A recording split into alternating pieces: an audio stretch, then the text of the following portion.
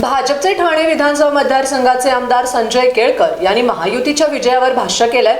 जनतेनं विकासाला मत दिलं असं ते म्हणालेत. यासोबत देवेंद्र फडणवीसांवर स्तुतीस्तुमनं उधळली आणि महाविकास आघाडीवर जोरदार टीका केली. ते नेमकं काय म्हणालेत ते पाहूया. जनता पार्टीच्या प्रत्येक कार्यकर्त्याला हा एक मोठा आनंदाचा क्षण आहे. किंबहुना महाराष्ट्रातल्याही जनतेला हा आनंदाचाच क्षण असणार आहे.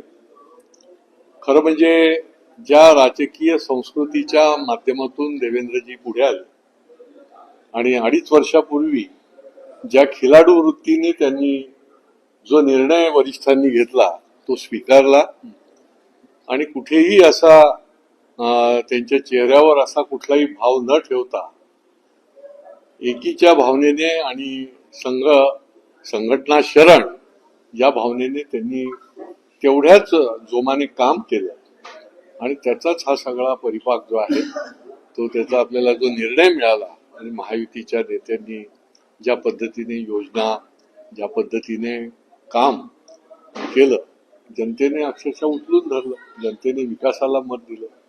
पुढच्या निरनिराळ्या महाराष्ट्राच्या वाटचालीकरता गतिमान होण्याकरता मत दिलं आणि आज हा एक आनंदाचा क्षण निश्चितपणे आहे.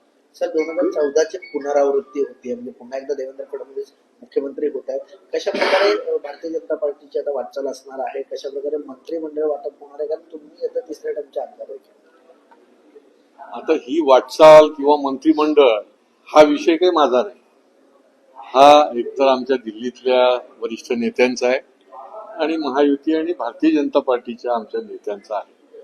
पण निश्चितपणे मला खात्री आहे की सर्व समावेशक अशा प्रकारचीच ही मंत्रिमंडळाची वाटचाल असेल आणि जनहिताचे निर्णय घेणारं असं भरभक्कम आणि कार्यक्षम अशा प्रकारचं सरकार आणि मंत्रिमंडळ निश्चितपणे येईल. गृह खात्याकडे देखील अनेकांची मागणी आहे की गेल्या वेळेस जर पाहिलं तर गृह खातं हे फडणवीसांकडे होतं. आता मुख्यमंत्री एकनाथ शिंदे जे आहेत ते मागणी करतायत गृह खात्यासाठी.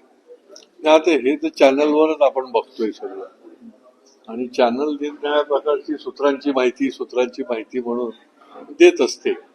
आता आम्हाला प्रत्यक्ष याच्यातलं खरं खोटं काहीच माहिती नाहीये. त्याच्यामुळे यावर मी काही भाष्य करणं आणि मागणी ही होतच असते. पालकमंत्र्यांसंदर्भात पाहायला गेलं तर तुमचं नाव येते, संजय केळकर असतील, किसन कथोरे असतील, रवींद्र चव्हाण असतील अशांची नावं येतात. कारण मागच्या टर्मला जे पालकमंत्री होते ते ठाण्याचे होते, त्यामुळे ठाण्याचा पालकमंत्री असावा असे सर्वसामान्यांची इच्छा.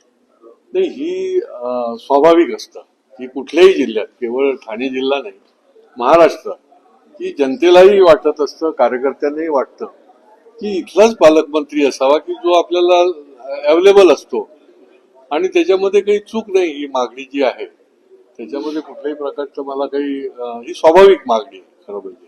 सर, सांस्कृतिक मंत्रिपद तुमच्याकडे दिलं, जबाबदारी दिली, कशी करू शकतात? कारण कार्यकर्त्याची मागणी आहे की तुम्ही आतापर्यंत विद्यार्थी असतील, इतर संस्था असतील, तुम्ही नाटकांमध्ये सुद्धा काम केलेलं, सांस्कृतिक क्षेत्रात तुमचा हातखंड आहे, त्यामुळे सांस्कृतिक मंत्री मिळावं असं कार्यकर्त्यांची इच्छा.